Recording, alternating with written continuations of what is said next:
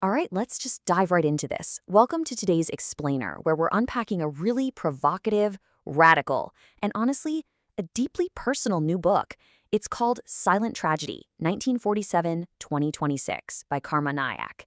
Today we're taking an objective, deep dive into his sweeping manifesto on India's systemic socioeconomic issues.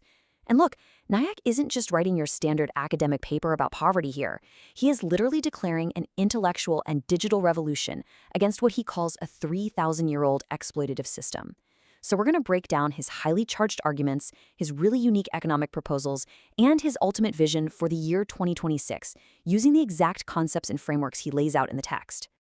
So here's our roadmap for today. First up, the silent tragedy. Second, the predatory syndicate. Third, the 1090 manifesto.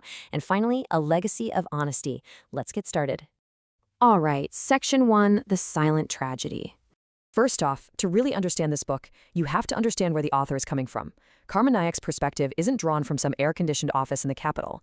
He's an independent researcher from Hiranagpur, Jharkhand, and he writes this while literally surviving on namak pat, which is just salt and rice, alongside his brother Vijay, who is 80% disabled. Nayak points out that his brother had to wait 4 agonizing months just to get a 1,000-rupee pension. So Nayak is basically using his own household as living proof of systemic failure. And just as a quick aside, for those of you who want to read the source material directly, Nayak relies entirely on direct grassroots support. You can grab his books on Amazon, you can support his ongoing mission through his UPI details, and he actually even offers 1 free book to his YouTube subscribers. It's a very grassroots movement, and you can tell his personal struggle fuels absolutely every word of his critique. Now, this lived experience brings us to one of Nayak's most striking concepts. He calls it the graveyard of data. He argues that in official government records, the term death by starvation simply doesn't exist. It's totally erased. Instead, when a child dies of hunger, the administrative machinery systematically relabels that cause of death as a disease. You know, things like anemia, pneumonia, or organ failure. By completely erasing the word starvation, the system completely avoids accountability. It buries these massive human tragedies under medical jargon. He describes this not as bad luck, but as a calculated administrative crime. It really makes you pause and question how government statistics might be masking a much darker reality. And this ties directly into what Nayak describes as the double burden of malnutrition. It's like looking at 2 completely different extremes within the exact same society. On one side, in places like Hiranagpur, you have severe starvation, stunting, and just a total lack of basic calories. But then, on the flip side, you have this booming urban obesity epidemic. But here's the catch. Nayak doesn't see urban obesity as a sign of wealth or success. Not at all. He argues that both of these extremes are the result of a fundamentally flawed, calorie-focused system created by the establishment. The urban poor are basically fed cheap, heavily processed carbohydrates just to feel full. It creates what he calls hollow bodies that might look fed but completely lack true, lively nutrition. Moving right along to Section 2, the predatory syndicate. So, who does Nayak blame for this silent tragedy? He attributes it to a 3,000-year-old elite establishment that he simply calls the syndicate. And he uses a really specific psychological metaphor to describe them, the bahak shak sing, or predatory lion mindset. Think about it. Just as a lion literally has to consume its prey to survive and remain king of the jungle, Nayak argues this ruling class cannot exist without exploiting the masses.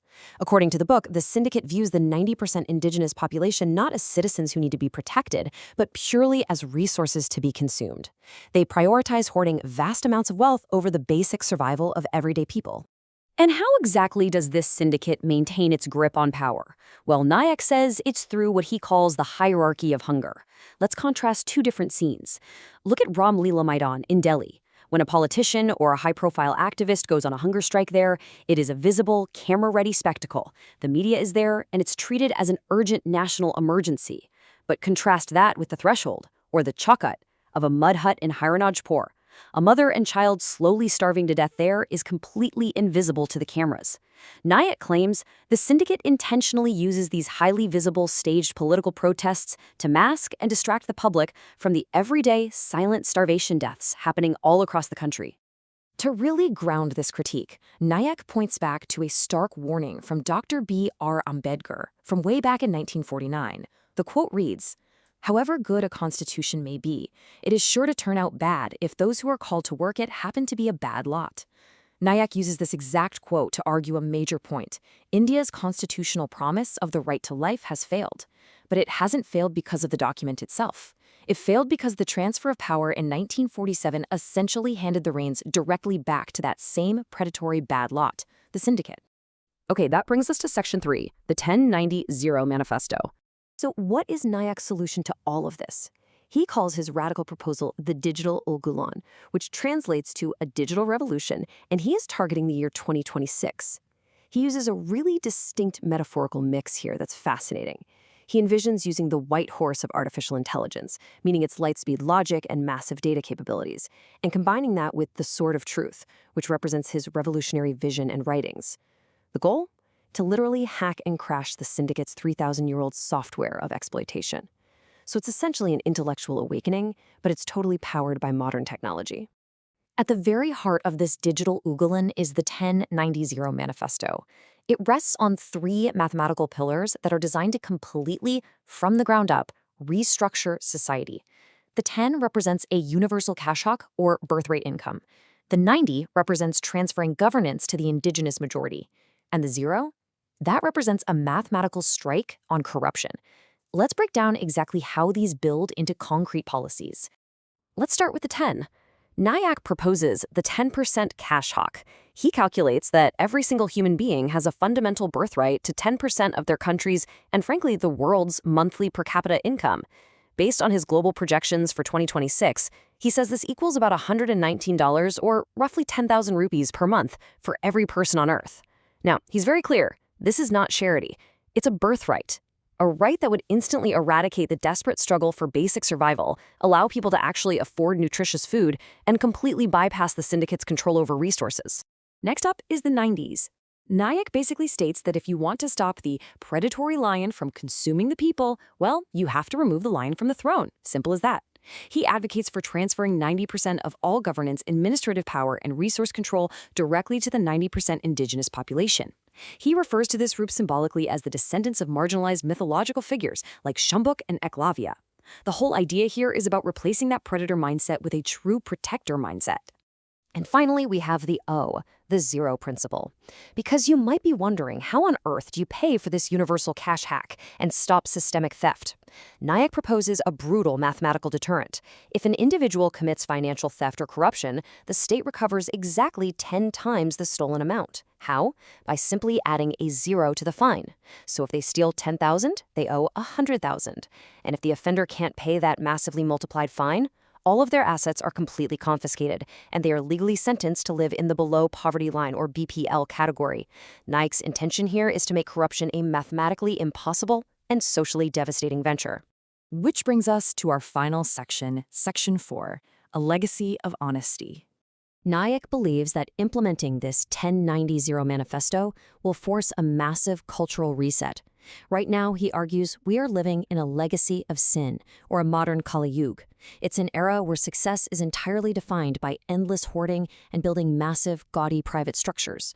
For example, he points to billion-dollar private residences like Antilia as literal monuments to this sin, towering over a city where others starve. The ultimate goal of the Digital Ulgulan is to leave that behind and return to a legacy of honesty, or Satyayug. Drawing heavy inspiration from the ancient, highly egalitarian Indus Valley civilization, Nayak argues that true progress shouldn't be measured by how much wealth one person can hoard, but by a society's shared humanity and its environmental consciousness. So Nayak has laid down a comprehensive, highly detailed blueprint to try and upend 3,000 years of social hierarchy and economic hoarding. The grand goal of this proposed Digital Ulgulan is for the millions of people who have been rendered totally voiceless in the graveyard of data, the people he calls the invisible warriors, to mobilize, to use modern technology and radical policies to literally crash the software of the syndicate by his target year of 2026. It is absolutely a radical vision, and it demands a total reimagining of human rights and global resources. Again, if you want to support this independent grassroots movement or read the text for yourself to see his arguments firsthand, make sure to check out the Amazon links, his UPI details, and that YouTube subscriber offer we talked about earlier. But we want to leave you with this final thought. Will the Invisible Warriors actually successfully use this Digital Ulgulan to crash the system by 2026? Or is the syndicate just too deeply entrenched to be moved? It's a huge question. Karma Nayak ends his manifesto with a really powerful rallying cry, and we'll end with it too. Satyamiv Jayate, Prakritimev Jayate, Johar. Truth alone triumphs. Nature alone triumphs. Hail to the Indigenous. Thanks so much for joining us for today's Explainer. We'll see you next time.